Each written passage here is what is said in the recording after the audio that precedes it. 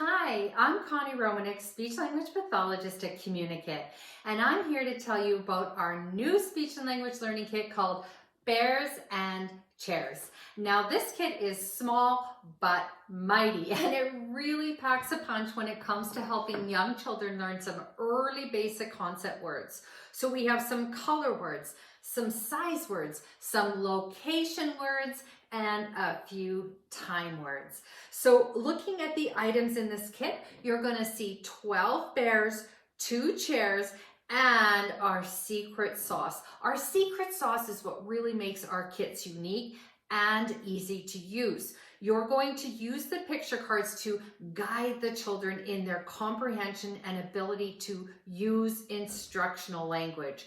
So in our first level, which is always depicted by the green border, you're going to notice that there is an instruction for the children to follow that contains 2 critical pieces of information. It's going to go up by 1 critical piece of information at a time, making it very predictable and incremental and easy to support the children in their learning. So first level, get rid of all the big bears and the white chair. There are just fewer objects to pay attention to, making the learning process a lot easier for the children to begin with. So what you basically do is take control of the cards at first, if you can. Give the children the small bears and the black chair, and then read the sentence that's provided at the top or modify it any which way you want. But as it reads right now, it says, put the blue bear behind the chair.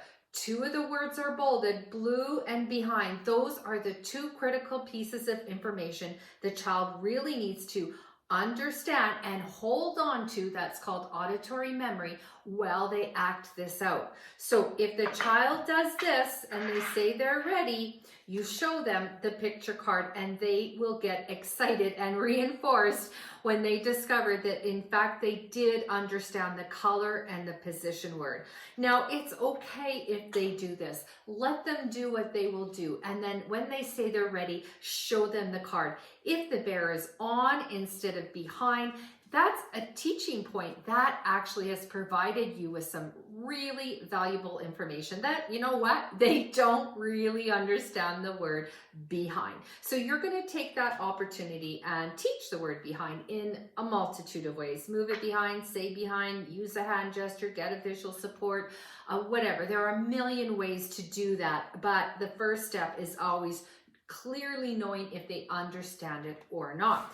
So once they're understanding the colors and the position words, they're about 80% successful being the listener, then I'll invite them to be the speaker. They get to control the cards and be the teacher, which is always very exciting for them. I take the bears and the chair, they take a card and they describe the image to me. Hopefully they'll be able to say, put the orange bear under the chair, and I will follow that, of course, exactly as they say. They'll show me the picture card. We'll get all excited because they were a good speaker and I was a good listener, and our communication exchange was successful. Now, if they told me put the orange bear on the chair, even if I saw that that wasn't quite right, I'm still going to do it. I'm going to do what they said. If that's what they said, that's what I do. And then we have a chance to talk about it when the card is revealed. What's the discrepancy? What's the word that they did not know how to use? That's the word I'm going to help them learn how to use. And it goes on exactly like that. In the second level of difficulty, with our yellow border, we bring the big bears in. I always tell them, oh, mummies are coming to look after their babies, or they've been looking for their babies. So we spend time matching them up, giving kisses and hugs and everything else. And then I start right back kind of at the beginning, except they're a little bit stronger now, and I'm the speaker. They get the chair, the black chair, all the bears, and this one says, put the big yellow bear on the chair. 3 critical pieces of information. It's all bolded for you. That's what they have to understand, what they have to hold on to, and what they have to process and synthesize when that information is embedded in a sentence or an instruction. This is so fantastic. It doesn't look like much, but it's a lot. So hopefully they will take the big bear and put him on the chair. Now, our third level of difficulty contains 4 or more pieces of information. It's all bolded for you, as well as a few quantity concepts like both or all. And this is perfect for the older learners. So you've got your great introduction here for the little ones. Maybe they can only go so far when they're 3, a little bit further when they're 4, and they're ready for more when they're 5 or 6. So this card reads, put the small orange bear in front of the white chair. So yes, I forgot to tell you, the white chair comes into play now. So now you have all the objects. You have 4 or more pieces of information that the children are really going to have to understand, hold on to, and until they can act it out. And of course, they'll get to be the speaker as well.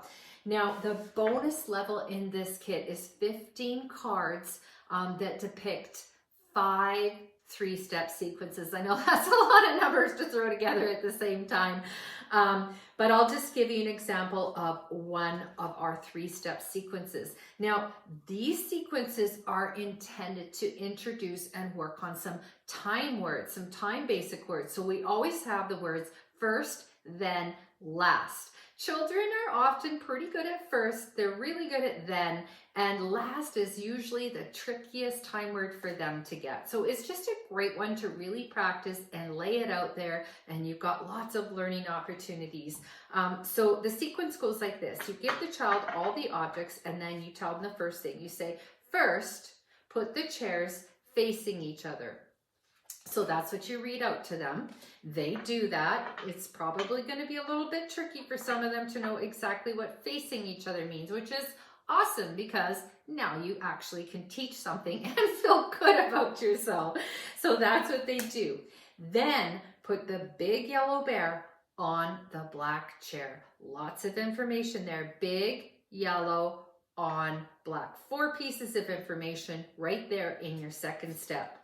Last, put the big purple bear on the white chair. So that's what they're going to do. Whoa, you did it. 3 steps, and that's what your final picture looks like. And then, of course, you can have fun pretending they're talking to each other and everything else. Now, again, once they've gone through the sequences, it's their turn to be the talker. Hopefully, they're going to be using some of those words first, then last. Other things you can do is maybe have some numerals like 1, 2, 3 and match the cards up like that just for some additional supports and learning those time words and how they fit together in a sequence.